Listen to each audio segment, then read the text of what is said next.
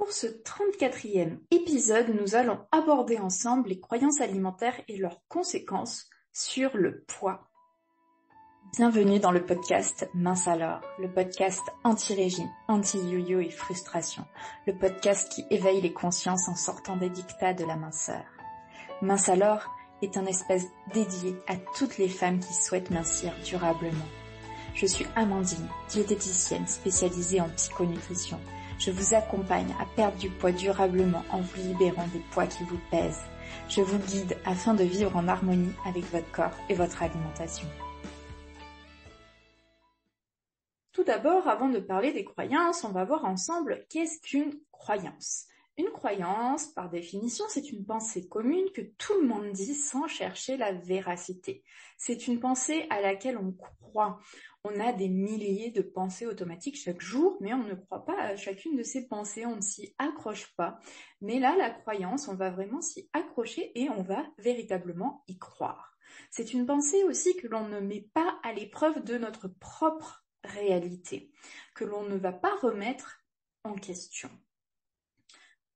D'où viennent nos croyances alimentaires? Alors, nos croyances alimentaires, elles viennent de différents horizons. Elles viennent tout d'abord de notre éducation et de nos parents. Donc nos croyances alimentaires, elles peuvent naître dans notre enfance, même notre petite enfance. Et elles vont se consolider au fil du temps, au fil des années, au fil de notre évolution. Donc, notre éducation va fortement jouer sur nos croyances. Particulièrement, donc pour tout le monde, hein, tous nos parents, toutes les personnes, si vos parents ont des croyances alimentaires, forcément, donc ils vont vous les transmettre au travers de leur éducation, et particulièrement si vos parents ont une relation conflictuelle avec leur alimentation, ou s'ils ont aussi une relation conflictuelle avec leur poids. Donc si vos parents souffrent de leur poids ou ont souffert de leur poids quand vous étiez enfant, s'ils avaient des difficultés avec l'alimentation, une relation conflictuelle, je vous invite véritablement à regarder un petit peu dans le rétroviseur et voir tout ce que vos parents vous ont transmis, mais aussi vos grands-parents. Donc ça peut être des difficultés qui viennent aussi de vos grands-parents et de ce qu'on appelle aussi le transgénérationnel, hein, ces croyances en fait qui se transmettent de génération en génération, parfois donc très inconsciemment, hein, et il peut y avoir, donc même si on n'a pas connu nos arrière-grands-parents, il est possible qu'on se trimballe encore des croyances liées à ces arrière-grands-parents qu'on n'a jamais connus. Il peut y avoir aussi encore aujourd'hui des croyances qui vont naître en fait de ce qui a été vécu pendant la guerre. Si pendant la guerre, des membres de votre famille ont connu la famine, ont connu la restriction, et il peut y avoir du coup de génération en génération des croyances qui se sont transmises. Et par exemple, on va finir son assiette. Hein. On finit son assiette parce que dans la famille, on a manqué. Il y a eu cette guerre. Il y a eu ces personnes qui ont manqué. Et du coup, les générations derrière, il y a une certaine comme une certaine réparation en fait qui se crée. Et du coup, on va manger, on finit notre assiette, on va honorer les plats qui sont sur notre table, on va manger en quantité pour, entre guillemets, rattraper, mais très inconsciemment, ça se fait très inconsciemment, pour rattraper en fait tout ce qui s'est passé avant, pour réparer en fait tout ce qui s'est passé avant pour les générations précédentes. Nos croyances, elles viennent aussi de l'école, des études. Alors à l'école, il y a des modules il y a des chapitres sur l'équilibre alimentaire, comment on mange bien équilibré. On peut aussi, il y a des professeurs des écoles, des professeurs après à l'école aussi, au collège ou au lycée, qui vont faire intervenir des professionnels de santé, notamment des diététiciens. Alors j'en ai fait partie, c'était un petit peu, c'était la première partie de ma carrière pendant 3 ans, mes 3 premières années d'exercice professionnel. J'ai travaillé dans je travaillais pour l'hôpital, mais je faisais donc des missions de prévention. Je travaillais avec le collège, avec les lycées, avec les centres sociaux et les enfants qui fréquentaient ces centres sociaux. Et à l'école, au collège, au lycée, j'intervenais pour transmettre l'équilibre alimentaire. Qu'est-ce que c'est que bien manger, que manger équilibré, etc. Mais au final, au travers de ces transmissions, on véhicule en fait beaucoup de croyances. Et ça, je m'en suis rendu compte au bout de quelques années, hein, c'était, on va dire, à mi-chemin. Sur ces 3 années que j'ai fait, je m'en suis rendu compte parce que c'est au moment où je me suis ouvert à une autre manière de voir l'alimentation, à une autre conscience, à une autre philosophie. Et à la fin, clairement, j'étais contente de quitter ce job qui avait c'était quelque chose où je m'éclatais parce que j'étais en contact avec le public, j'aimais ça, j'aime transmettre. Mais à un moment donné, c'est ce que je véhiculais, ce que je transmettais, en fait, les messages que je transmettais, même si j'ai toujours été, très souple dans mon discours, très ouverte, et ben ça se heurtait en fait à mes nouvelles convictions, mes nouvelles valeurs, ma nouvelle conscience, ma nouvelle philosophie en fait de vie et ma nouvelle philosophie vis-à-vis de l'alimentation. Même si j'avais pas encore tout intégré pour moi, ma conscience avait évolué. Donc à la fin, vraiment, je trouvais presque criminel ce que je pouvais faire. Donc, il y a ces croyances qui sont véhiculées à l'école et après aussi en fonction du cursus d'études, dans nos études. J'en sais quelque chose, en ayant fait un BTS diététique, je peux vous dire que pendant 2 ans, j'en ai ingurgité un certain nombre de croyances. Les médecins peuvent aussi être à la source de nombreuses croyances. Alors, il faut savoir, les médecins, on a souvent un rapport particulier aux médecins. Moi, la première, pour avoir travaillé en plus avec des médecins, j'en menais pas large à côté. Le médecin, il est souvent vu comme un dieu tout-puissant. Alors oui, le médecin, il a fait beaucoup d'années d'études. Il sait plein de choses et il peut effectivement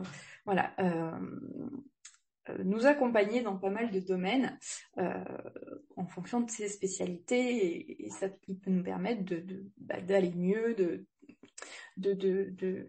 trouver des solutions pour guérir certaines maladies, etc. Donc le médecin, il a plein de connaissances, mais un médecin, ce n'est pas un spécialiste de la nutrition. Alors vous avez des médecins qui se spécialisent en nutrition, mais d'ailleurs il faut savoir que j'avais en tout cas, ça se passait comme ça là où j'ai fait mes études, c'était notre prof de nutrition qui était diététicienne qui allait donner les cours de nutrition aux médecins nutritionnistes. Voilà.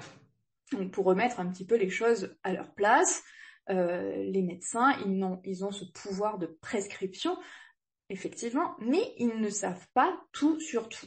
Et en plus, il y a peu de médecins qui sont spécialisés en nutrition. Donc, beaucoup de médecins vont véhiculer notamment l'idée, je pense à l'idée, vous avez un problème de poids là, donc il va falloir manger plus équilibré. Ça se saurait si manger plus équilibré, ça faisait perdre du poids. Il n'y aurait plus de problème de poids. Je l'ai répété, ça fait plusieurs fois que je le répète, mais véritablement, pour que ça atteigne les consciences, pour que ça fasse bouger les consciences. Donc, les médecins peuvent facilement véhiculer ces croyances, surtout que les médecins sont en position de force. Alors, c'est pas forcément eux qui cherchent à avoir cette position de force, mais dans notre société, les médecins sont placés en position supérieure. Et donc, forcément, face aux médecins, on n'emmène pas large et on va pas remettre en question les propos du médecin. Pareil, du monde scientifique, on va pas remettre en cause les propos, les nouvelles découvertes du monde scientifique. Par contre, moi je vous invite à prendre un peu du recul. Ok, il y a des études scientifiques qui sont mises en place tout autour de l'alimentation. Des fois, c'est pas des études qui sont menées sur l'homme, mais sur les animaux. Et après, depuis de nombreuses années, il y a des études scientifiques qui se contredisent.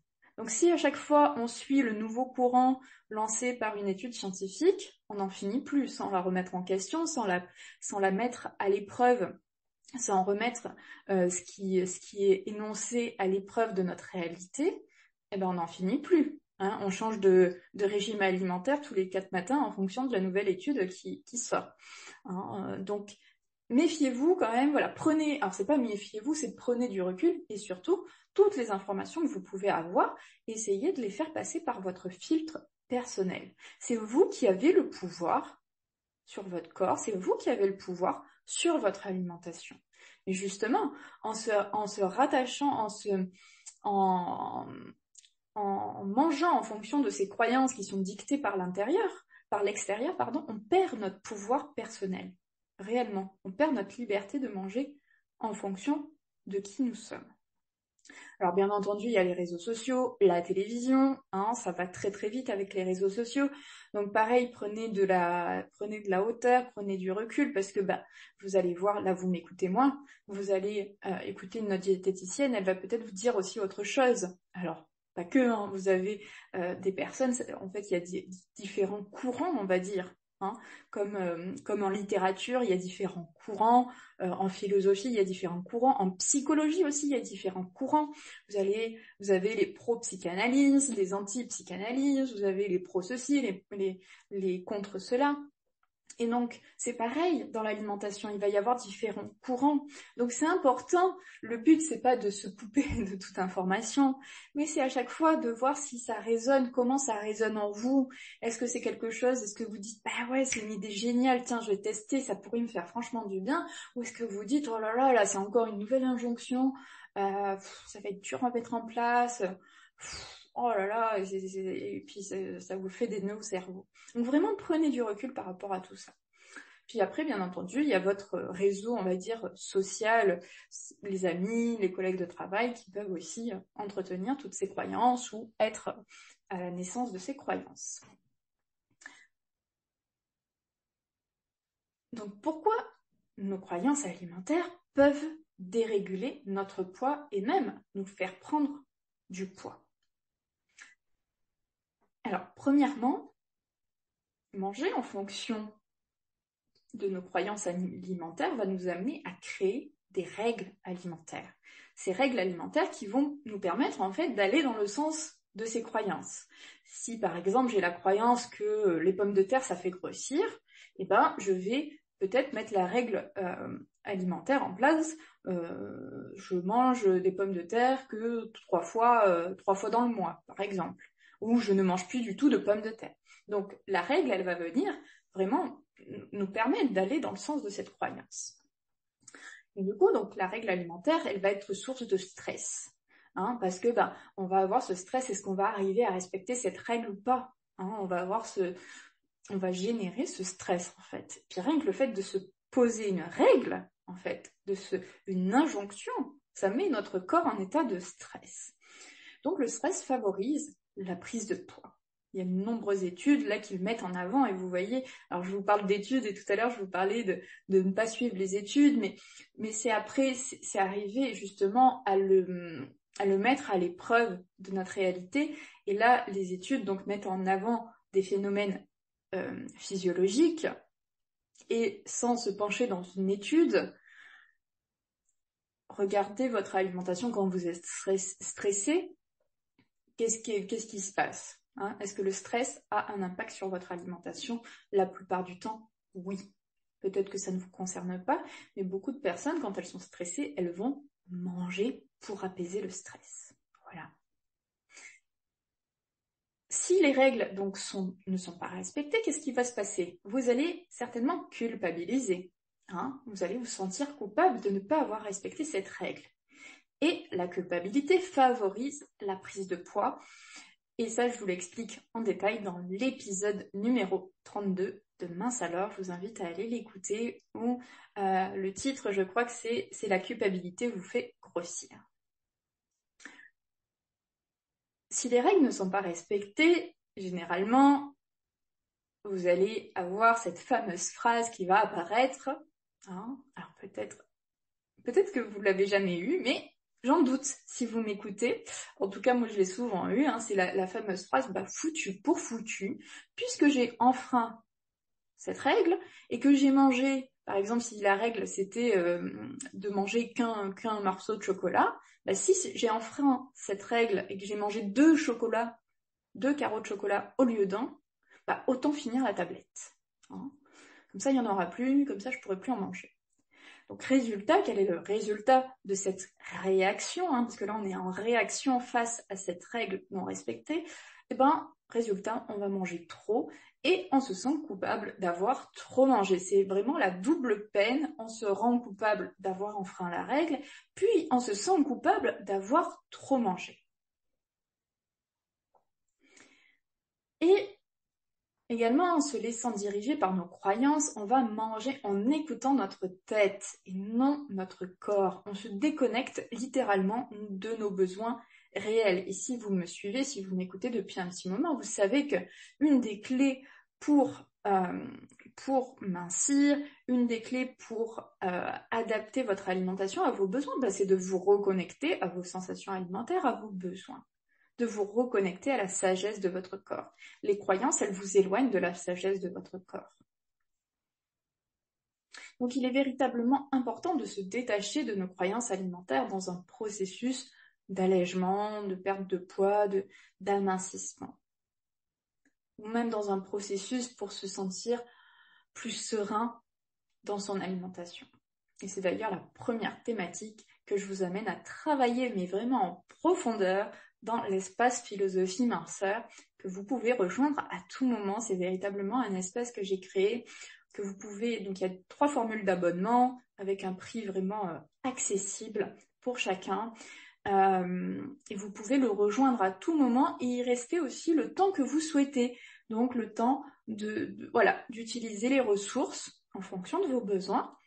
Et puis après, le jour où vous avez eu ce que vous avez eu besoin de, enfin ce que vous êtes recherché, vous pouvez, ce que vous êtes venu rechercher, c'était pas très clair, ben vous pouvez quitter l'espace, puis si vous avez de nouveaux besoins, vous pouvez rejoindre de nouveau l'espace. Voilà. Je vous mets le lien dans la description, vous aurez plus de détails, puis n'hésitez pas à m'envoyer un mail, à venir me discuter avec moi, échanger avec moi sur les réseaux sociaux, sur Messenger, sur Instagram, si vous avez des questions, si vous avez envie aussi de savoir si cet espace peut être adapté à vos besoins, à vos envies. Je reste disponible. Donc, je me suis perdue. Donc oui, l'importance de se détacher de nos croyances alimentaires. Donc déjà, ça va vous permettre, plus vous allez vous détacher de vos croyances, plus vous allez pouvoir vous connecter pleinement aux besoins de votre corps. Quand on se reconnecte à nos besoins, c'est là qu'on peut trouver véritablement notre poids idéal, notre poids d'équilibre. Hein, on se connecte aux besoins de notre corps. Connecter aux besoins de notre corps, c'est vraiment apprendre à écouter les signaux qu'il nous envoie. La faim, les envies, la satiété, le rassasiement. En quelques mots, la faim, c'est vraiment le signal de « j'ai besoin d'énergie ». Votre corps vous dit « il a besoin de refaire le plein d'énergie ». Les envies, elles vont vous diriger vers le type d'aliment. « Ah, j'ai envie de saumon, bah, peut-être mon corps, il a besoin d'oméga 3. J'ai envie de légumes, et bah, du coup mon corps il a besoin de fibres. J'ai envie de viande, j'ai envie d'une bonne viande rouge, bah, peut-être que mon corps il a besoin à ce moment-là de fer. Donc voilà, les envies elles vont nous guider vers la variété alimentaire, justement en fonction de nos besoins. La satiété, c'est ce moment où on n'a plus faim. Mais souvent on ne s'arrête pas à satiété. Mais c'est ok, hein, tout à fait ok. Ça aussi je l'explique, hein, on le développera dans l'espace philosophie minceur. Et il y a ce rassasiement. Ce rassasiement, c'est le moment qui marque l'arrêt du repas. C'est ce moment où on n'a plus faim et on n'a plus envie de manger. Et c'est ce qui nous permet de tenir jusqu'au prochain repas sans avoir faim. Une fois qu'on les perçoit, ces signaux, donc il y a tout un apprentissage pour arriver à les respecter. Alors, je dis apprentissage, mais ça serait plutôt un réapprentissage, parce que naturellement, quand on est enfant, on connaît tout ça, on connecte à tout ça naturellement. Puis après, c'est justement l'adulte, avec ses croyances, avec ses règles, qui est venu, en fait, tout dérégler, on va dire. Donc là, c'est vraiment un réapprentissage de tout ça. Et justement, si vous pouvez, il y a des phases. Alors effectivement, dans le processus, c'est pas tout se passe là. Moi, j'en parle, c'est clair, c'est fluide. Dans le processus, quand on vit, quand on l'expérimente, des fois, on peut se heurter. C'est pas, j'allais dire, c'est pas un processus tout lisse. Et des fois, on peut justement avoir connecté avec toutes ces sensations, savoir les écouter. Et puis, c'est plus difficile, donc on peut arriver à les respecter de temps en temps. Et puis, des fois, en fait, nos croyances, elles vont être tellement fortes que du coup, elles vont prendre le dessus sur nos sensations. Donc c'est pour ça que c'est important de travailler, c'est pour ça que c'est un des piliers que je travaille en premier, vraiment de travailler, de se libérer de ses croyances, en fait, pour pouvoir pleinement, en fait, se reconnecter à soi. Parce que sinon, il va y avoir vraiment un conflit intérieur, un court-circuitage, en fait, de nos signaux, par nos croyances. L'importance aussi de se détacher de nos croyances alimentaires, c'est que ça va nous permettre de nous libérer de la culpabilité qui nous pousse à manger plus. Parce que la culpabilité, elle va naître du non-respect de nos règles alimentaires qui naissent de nos croyances. Pour créer aussi, ça va nous permettre de créer une relation plus saine et plus sereine à l'alimentation, de laisser de côté le stress lié aux croyances, en fait, parce que ces croyances, elles génèrent du stress, et du coup, on peut pas manger sereinement si on est envahi par nos croyances. Si dès que on mange du chocolat, non, c'est pas bon le chocolat, donc il faudrait pas que j'en mange. Oh là là, je suis invitée à un anniversaire, il va y avoir tous ces aliments que je m'interdis de manger. Je vais vraiment aller à l'encontre de mes règles alimentaires, comment je vais faire, etc. C'est une prise de tête abominable. On s'épuise, vraiment on consomme une énergie psychique énorme à vouloir contrôler notre alimentation.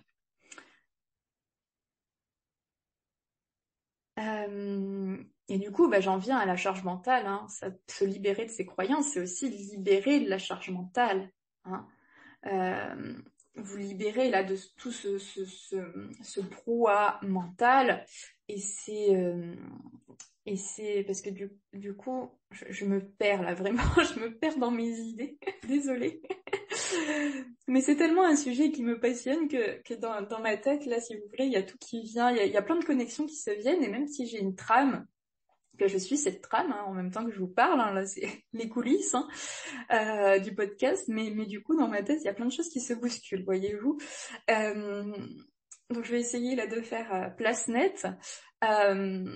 Et du coup, oui, donc les croyances, en fait, elles favorisent la charge mentale, la charge mentale qui est déjà assez présente dans nos vies, dans nos têtes, j'ai envie de dire, notamment chez la femme. Et quand on est envahi par cette charge mentale, on va pas arriver en fait à aller explorer d'autres pistes qui nous permettront de nous sentir mieux dans notre corps. Parce qu'en fait, on va être là toujours à vouloir respecter nos règles, puis donc à toujours en fait être insatisfaite parce que on n'arrive pas à respecter nos règles, on culpabilise, etc. Donc après on cherche d'autres règles, on cherche à renforcer nos règles pour pouvoir aller toujours dans le sens de ses croyances. Du coup, donc on augmente notre charge mentale, et le fait de travailler sur ses croyances pour se libérer de ses croyances, ça va permettre de libérer de la charge mentale, libérer de l'espace mental qui vont vous permettre en fait d'explorer des pistes qui vous permettront de vous sentir mieux dans votre corps. C'est de vous ouvrir à d'autres possibilités. Voilà. Donc j'en ai fini pour ce nouvel épisode de podcast. J'espère que vous en ferez bon usage, et puis moi je vous retrouve la semaine prochaine où l'on va parler d'équilibre alimentaire. Donc soyez au rendez-vous parce que je sais que c'est un sujet qui vous intéresse particulièrement. Merci pour votre écoute. Je vous retrouve dès la semaine prochaine pour un nouvel épisode de Mince alors. Pour ne rien rater, pensez à vous abonner à la chaîne. Si vous avez aimé ce podcast, likez et partagez-le aux personnes à qui ça pourrait faire du bien. Partagez-moi vos expériences et vos ressentis en commentaire, je me ferai un plaisir de vous répondre. À très bientôt.